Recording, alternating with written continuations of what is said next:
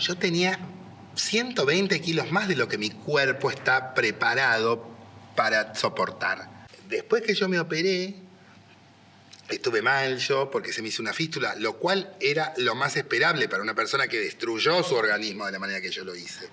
Entonces siempre a mí me dicen, ¿tenés miedo a tal cosa? Sí, a mí me tengo miedo. A mí, yo fui capaz de hacerme eso.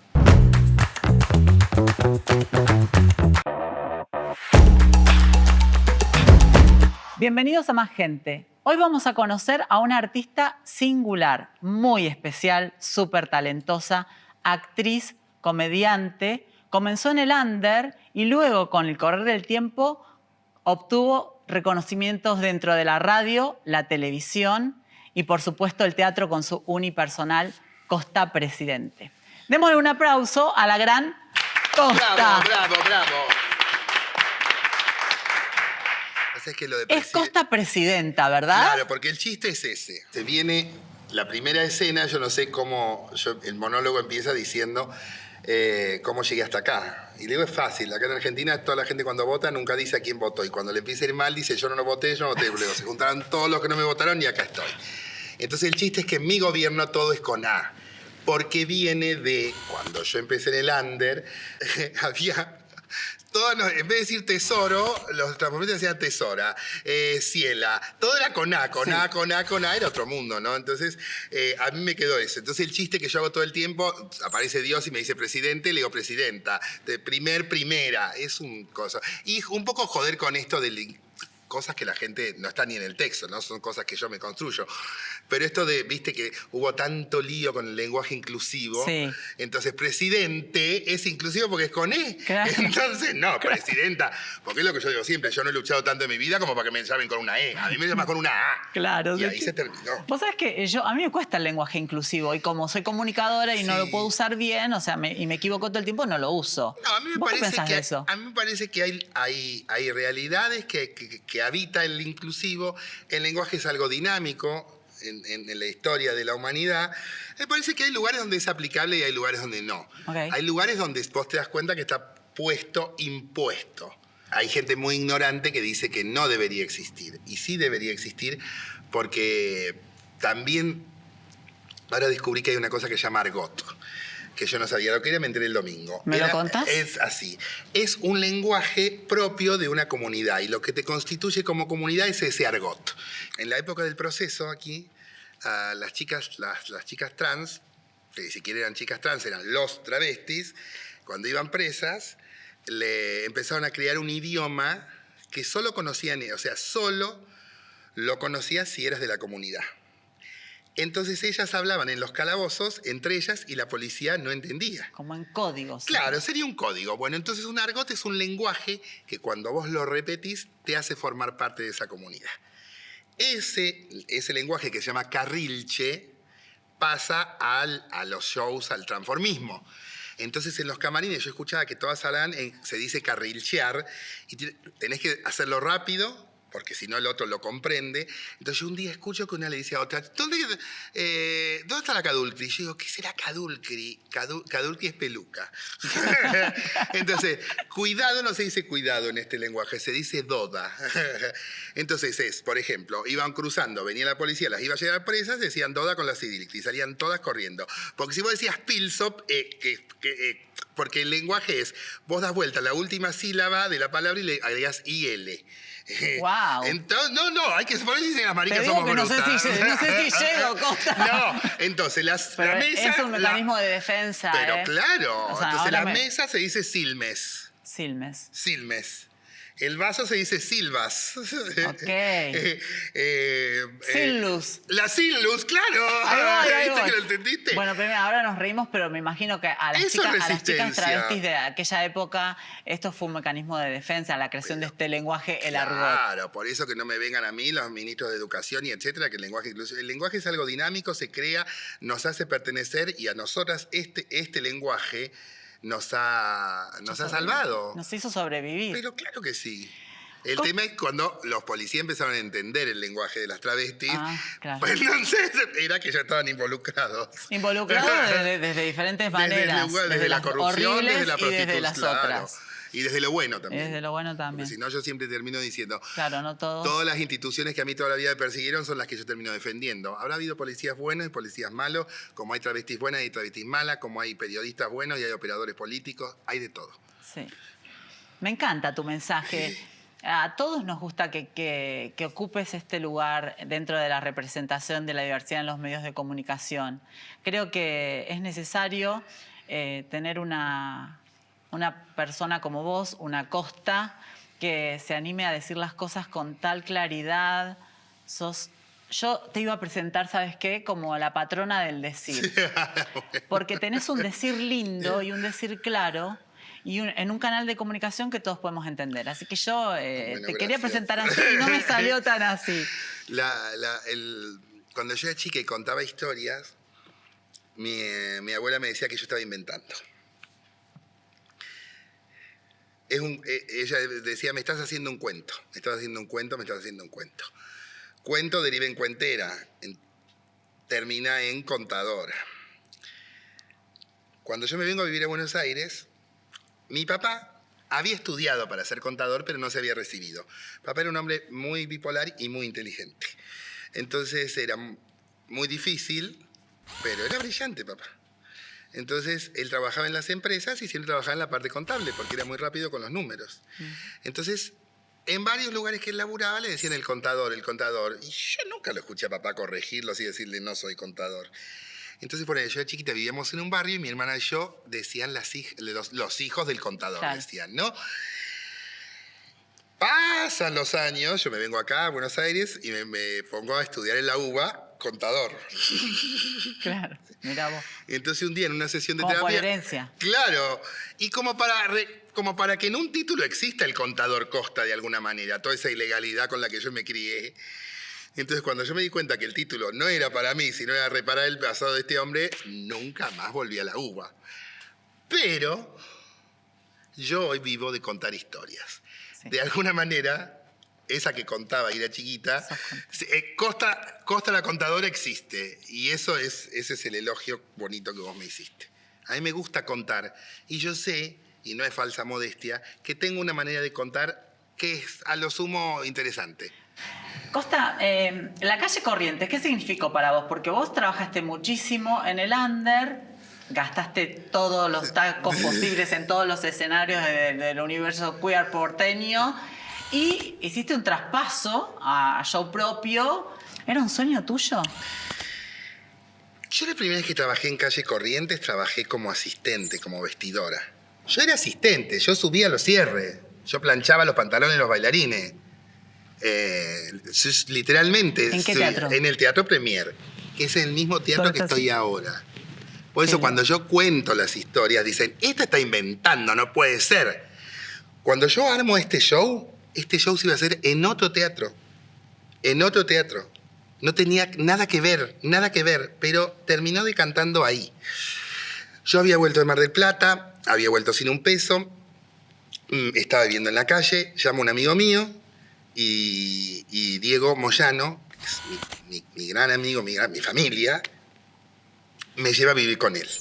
Diego es vestuarista de toda la vida, de obras de teatro de revistas, como decimos nosotros, de puterío, de plumas, de lujo, bueno, es un gran creador. Entonces Diego estaba armando un vestuario para el teatro de revistas, para el Teatro Premier. Entonces Diego, yo sabía bordar y Diego me pone a bordar, yo lo ayudo. Me estaban dando casa, comida y una familia. Lo mínimo que yo tenía que hacer era bordar la ropa. Y cuando debutan en el espectáculo, Diego me pone a laburar ahí de asistente. Porque fue lo primero que yo hice en la carrera. Yo empecé en el under, subiéndole los cierres a las otras, haciéndoles el telón. Ahí yo aprendí la profesión en el under. Entiendo. Entonces, la primera vez que yo laburé en Calle Corrientes fue de vestidora. 22 años más tarde, es Costa presidenta en el mismo teatro.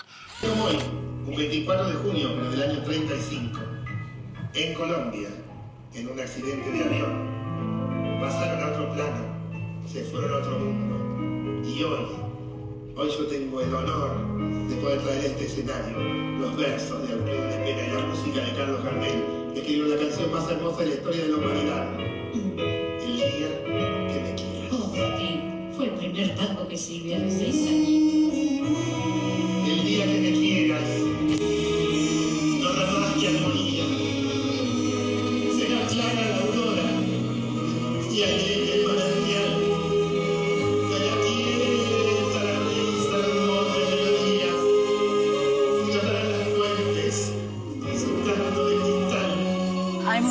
día que haces como, te salís de tu cuerpo y te ves desde arriba y decís cómo estoy acá o lo que logré? ¿Haces ese ejercicio? Sí, y cuando lo hago digo, sí, yo no he hecho otra cosa que trabajar. Y eso se lo agradezco a mi madre. Mi mamá es una piedra dura de roer. Es una mujer que labura desde que tiene 12 años y nunca paró de trabajar. Y gracias a su máquina de coser a nosotros nunca nos faltó nada. Mi vieja es costurera por herencia, porque la familia de mamá eran todas costureras.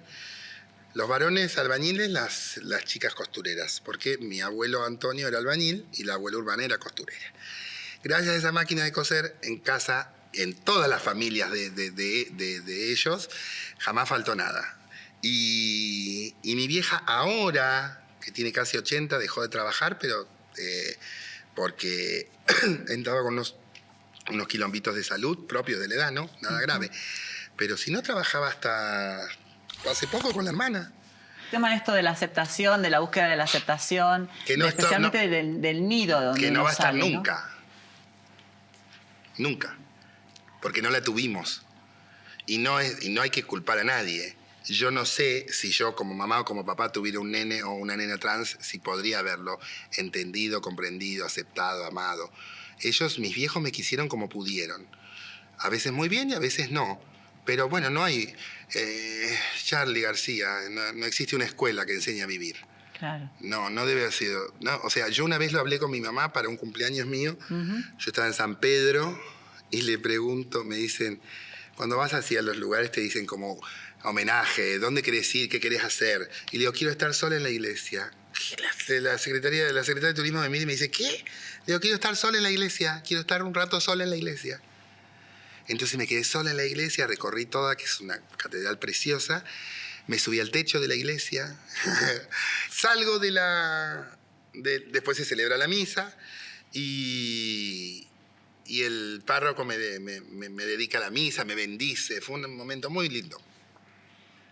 Entonces yo salgo de la iglesia y le llamo a mi mamá y le digo, mami, ¿vos pensabas que mi vida iba a ser lo que es?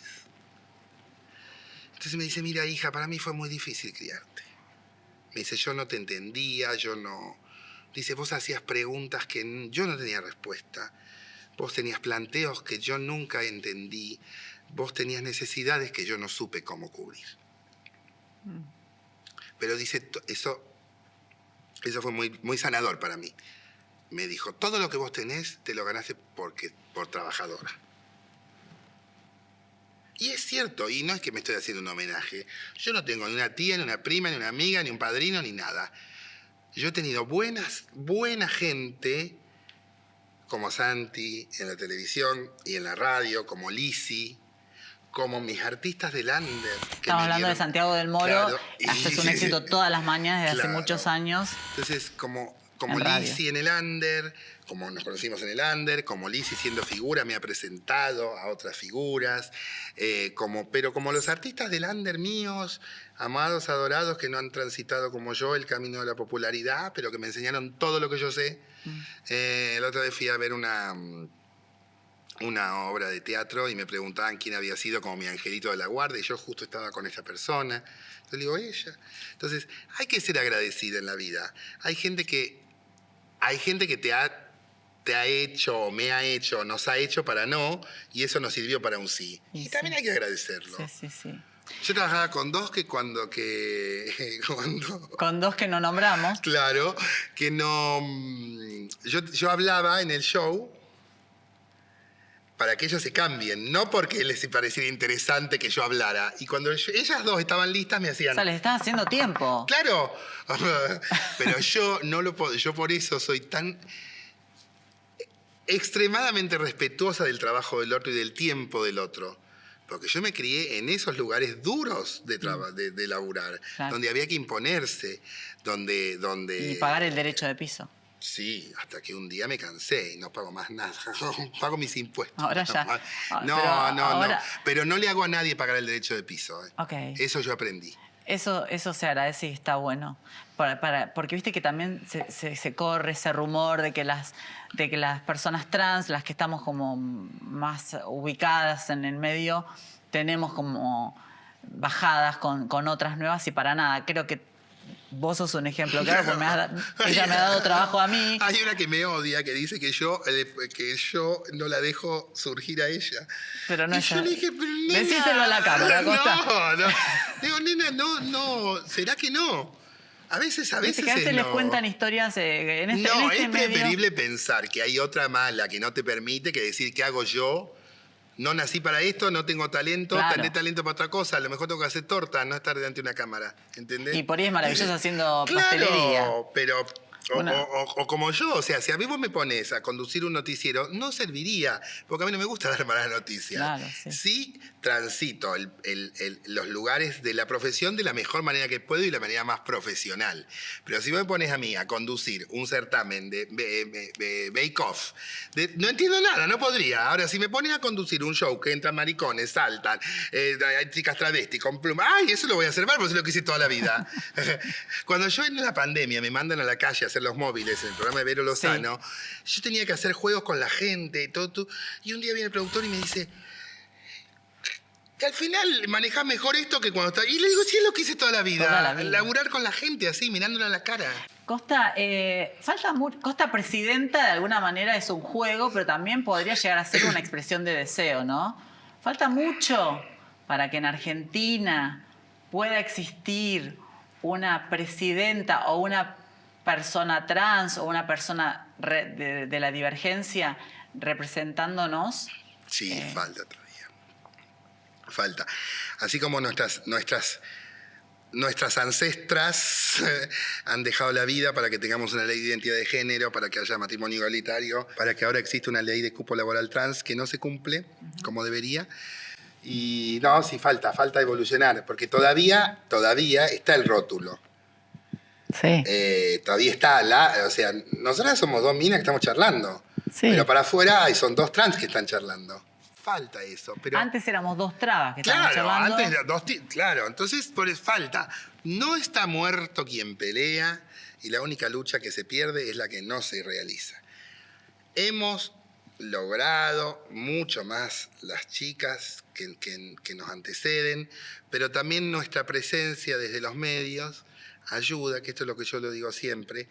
Si nos está mirando una mamá, un papá, una tía, un hermano de una persona trans y nos ve a nosotras, guapas como estamos, pero por lo más importante, felices y laburando de lo que nos gusta, eso aminora la angustia del otro. Porque antes pensaban que una chica trans solo podía ser prostituta. Entonces, y obviamente que si a vos te arrojaron de tu casa a los 14 años, no tuviste acceso a la educación, a la salud, a nada, ¿qué te quedaba? ¿Vender droga o prostituirte? O las dos cosas juntas en el peor de los casos. Entonces, como nosotras dos acá, como está la Marian que es maestra, como está la... Vida Morán, claro, que es directora de colegio. Claro, está la de Mochacelis, hubo una funcionaria, la Mara Reynoso, en el gobierno anterior, que estaba en seguridad. A veces no quiero nombrar porque... Pero faltan... siquiera una primera dama trans, ¿entendés? No, pero falta. Pero eso no. Porque eso ni no, siquiera esposas de futbolista podemos ser. No, pero hemos ¿Qué sido está también. pasando acá, Costa? Ay, bueno. Asumir la presidencia.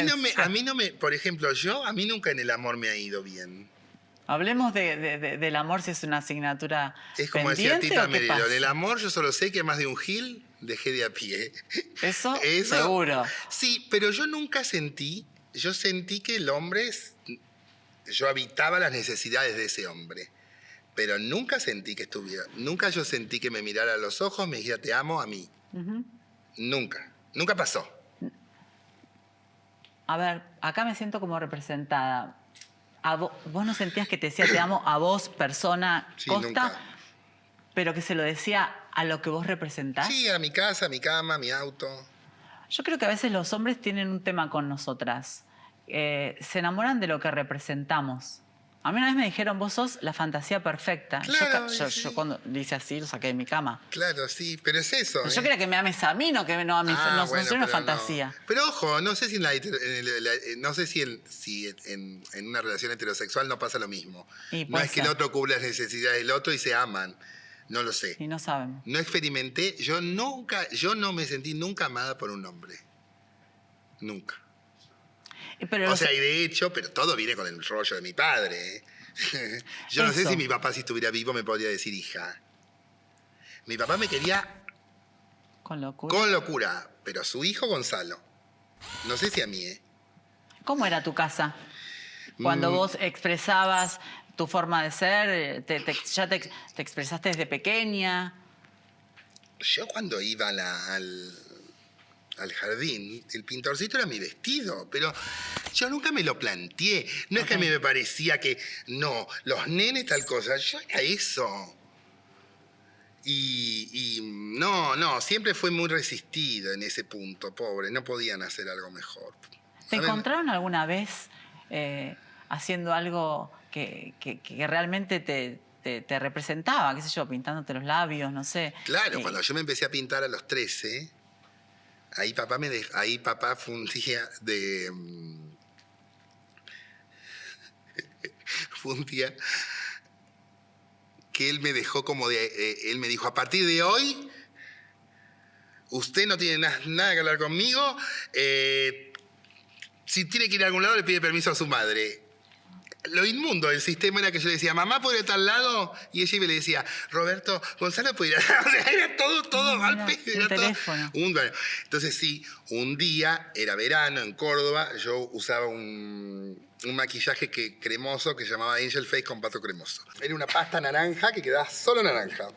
Y yo voy a comprar, yo usaba uno que era gitano, gypsy. Me dan uno que era 2 tonos menos que mi color de piel. Yo salí y era Drácula. Si te sacaban una foto. Claro, era un vampiro. Entonces llego a mi casa y mi mamá sí me arma el escándalo. Me dice, ¿no te das cuenta que tenés la cara 2 tonos menos que tu color de piel? Bueno, pero te estaba compartiendo algo de mujer a mujer. Como pudo transmitió, ¿viste? Sí. Entonces ahí me dijo, vos no te das cuenta lo que tu padre llora, tu papá llora cuando ve que te estás pintando, tu papá llora. Y bueno, es lo que le tocó, qué sé yo. No sé. Lo gracioso es el primer show que ellos ven, mío. Sí. Yo lo llevo en un VHS.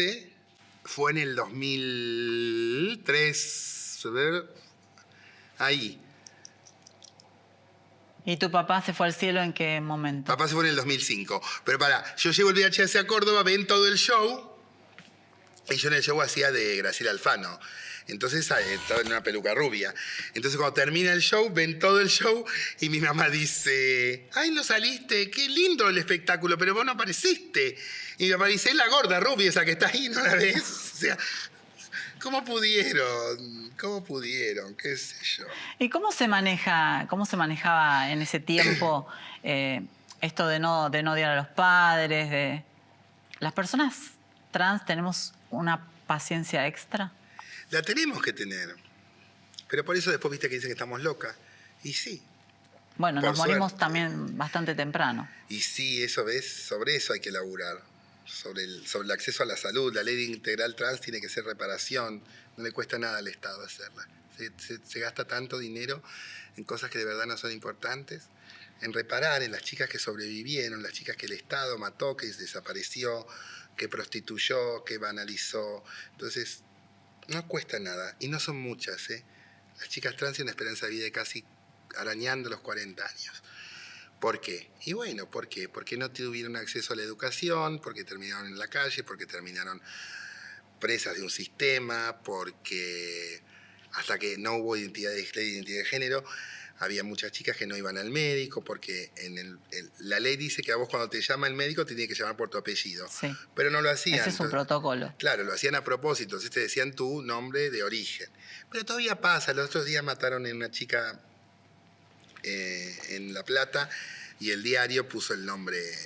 Sí, la chica ya tenía documento de mujer. Hay que ser rebuscado Sí. para ir a buscar el otro nombre, ¿eh?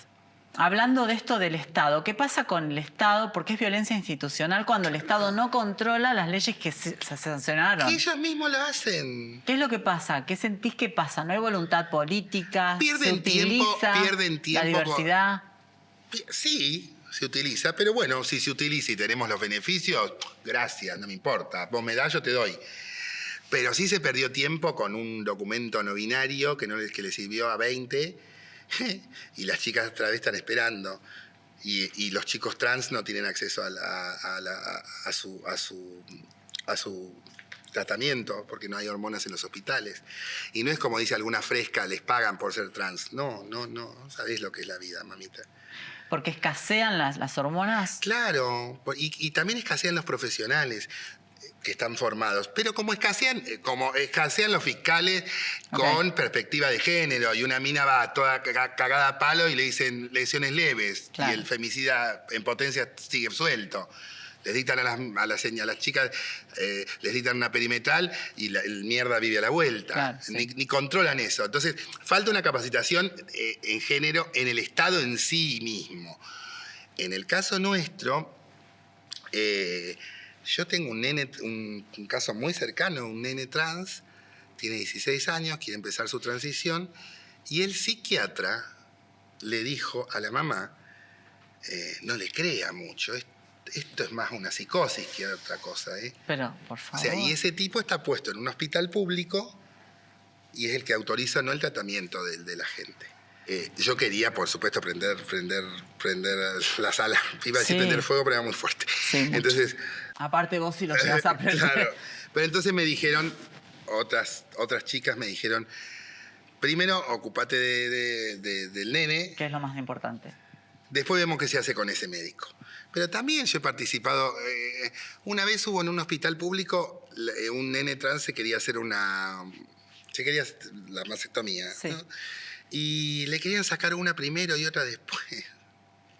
Delirios. Sí. Entonces, cuando ya hay protocolos, cuando ya hay bajadas del Ministerio de Salud, etcétera, etcétera. Por eso. Sí, no nos olvidemos que cada nota que yo doy, lo digo. ¿Dónde está Tehuel? Tehuel es un chico trans que salió a buscar trabajo el 11 de marzo y nunca volvió. Tehuel salió a buscar laburo, se encontró con dos satánicos. La última foto con vida de Tehuel es en la casa de ellos. Ellos están presos, nunca hablaron, van a ir a juicio. Nunca hablaron. Van a ir a juicio por la desaparición del nene, pero esto te lo cuento yo acá sentada, cada vez que lo cuento lloro. Sí. Pero ¿y al papá qué le decís? A la novia, ¿qué le decís? Eso es desesperante. Eso es desesperante. Es un chico que salió a buscar trabajo, que es lo que yo siempre le digo a la gente. ¿Conocéis mucha gente que en democracia salió a buscar trabajo y no volvió? Y todos quedan así. No se sabe no se sabe exactamente nada más de Tehuel. De sangre en la casa de estas mierdas y la última foto que ellos quisieron borrar del teléfono. Están presos los dos, van a ir presos van a ir a juicio por la desaparición. O sea, está desaparecido, sí. Como en la época de la dictadura. Hay casos, viste que Videla dijo, los desaparecidos están desaparecidos, los desaparecidos no están. Bueno, Tehuel no está, porque no hay cuerpo. Pero hay antecedentes que ha habido condenas sin que aparezca el cuerpo de la víctima. Entonces, lo que se merecen es estar presos es el día que se mueran, porque yo no quiero que se mueran. La primera reacción es dice, hay que matarlos. Sí. No, si los matan no pagan su condena. No, tienen que estar presos hasta el día de su muerte. Y que no salgan. Claro, como cualquier asesino. Sí. Pero esto es un crimen de odio. Sí, es un crimen de odio. O sea, es como cuando la matan a Diana Zacayán. A Diana la mataron en su casa y el tipo le cortó los pechos y le pisó la cabeza. ¿Por qué? Porque ella pensaba. ¿Entendés? Ella cometió el error de ser trans y pensar y decir lo que pensaba. Sí. Entonces son crímenes de odio. Nos odian y por eso nos matan. Claro. Y ojo, que hay movimientos ahora que son transodiantes. Sí, sí. Y es peligrosísimo. No es que estamos lejos, No es que estamos lejos.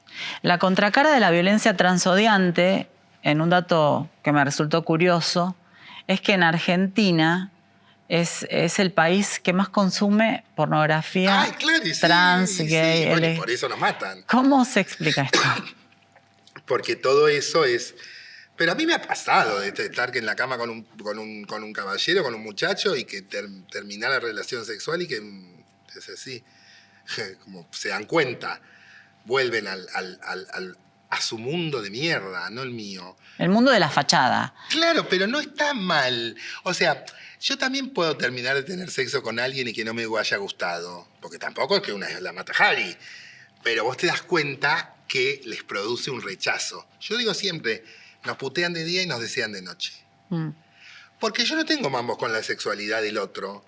A mí no es que vos me decís una mujer y digo, ¡ay! Amo las mujeres. No me atraen sexualmente. Claro. Ahora, si vos tenés tan puesta la idea fija en nuestra genitalidad y en todo eso, es porque vos tenés un mambo. Hablemos un poco de ese momento en tu vida donde vos decidiste hacerte un bypass gástrico, tu cuerpo cambió. Claro. Pero la pregunta en realidad es, ¿qué te motivó realmente? ¿Te acordás el momento puntual en el que vos dijiste, yo tengo que hacer esto? Cortázar dice que hay que cambiar la vida sin salirse de la vida. Y yo siempre sentí que no era digna. Que a mí me fue muy bien en el under muy rápido, empecé a tener mis propios shows, empecé a ganar plata, pero siempre sentía como que la vida no estaba tan copada.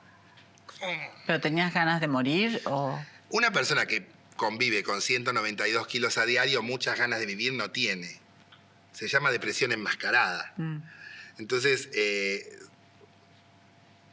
cuando yo empiezo a laburar en la radio y cuando yo dejo de ser cuerpo para ser voz y pensamiento, y yo empiezo a obtener reconocimientos, laureles que yo sentía verdaderos, porque antes ya los tenía en la profesión, ¿eh?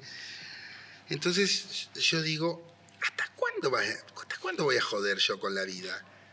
Porque esto ya es un regalo que me dio. ¿En la radio hiciste clic? Sí, en la radio yo hice el clic cuando yo empecé a sentir de que yo tenía como una misión, yo tenía que agradecer. La vida es un don.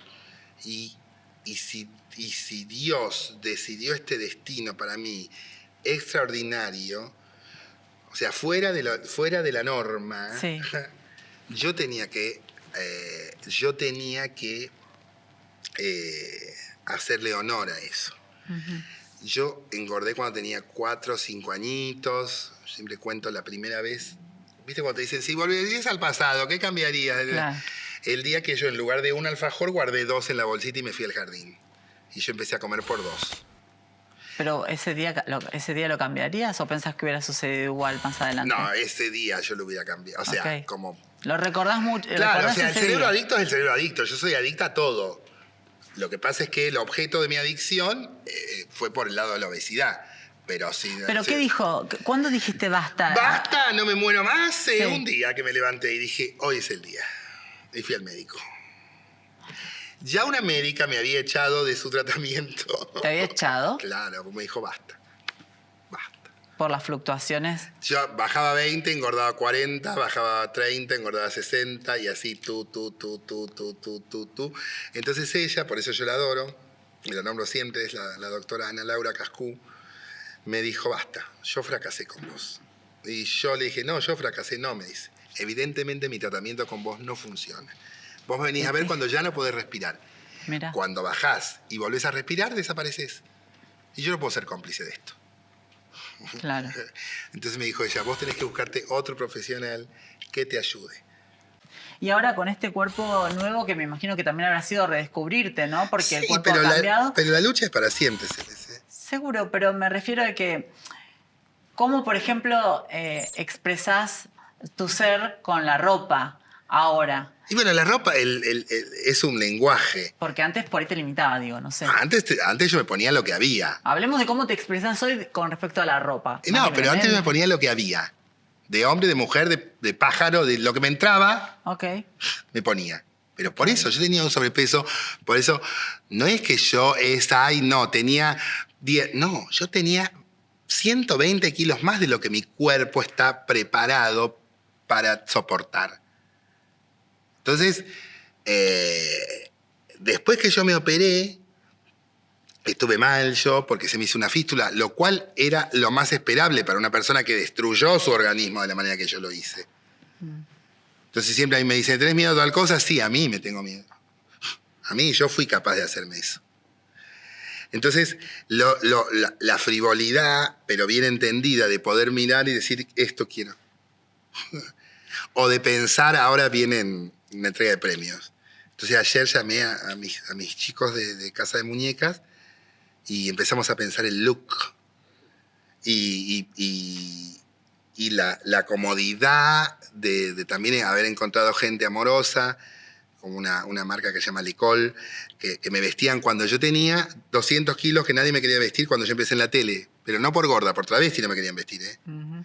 Entonces, nada. Y después tengo mucha gente, los locales de la calle Avellaneda, que nos adoran a todos los del Club del Moro, porque ellos cuando van a laburar nos escuchan abriendo sus locales. Entonces, yo más de una vez he ido y ahí conseguís, y es lindo ponerte algo que te sientas cómoda. Claro que es lindo, claro que es lindo. Pero ahora puedo elegir en todo sentido. Puedo elegir la ropa, puedo elegir la comida, puedo elegir un hombre.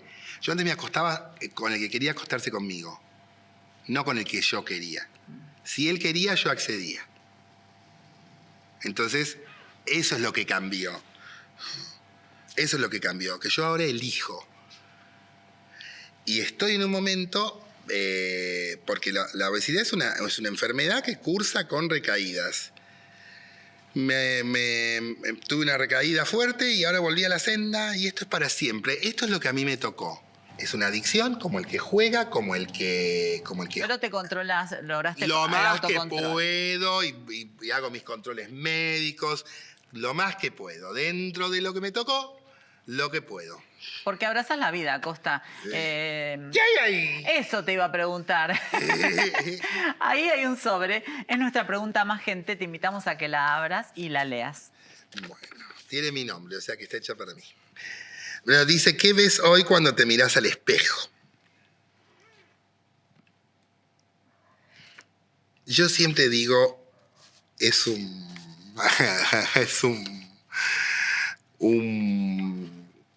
como un latiguillo que yo usaba en el unipersonal anterior, y yo decía triunfadora. Entonces, sí, yo me veo una triunfadora, una mina que ha trabajado mucho, que ha tenido mucha suerte, pero cada vez que Dios me mandó la suerte, esa suerte me encontró trabajando. A mí no me gusta verme como, o cuando la gente me dice, vos sos una referente. No, yo no quiero ser referente. Yo predico con el ejemplo. Yo me levanto a las 5:15 todos los días a laburar. Y estoy en pie.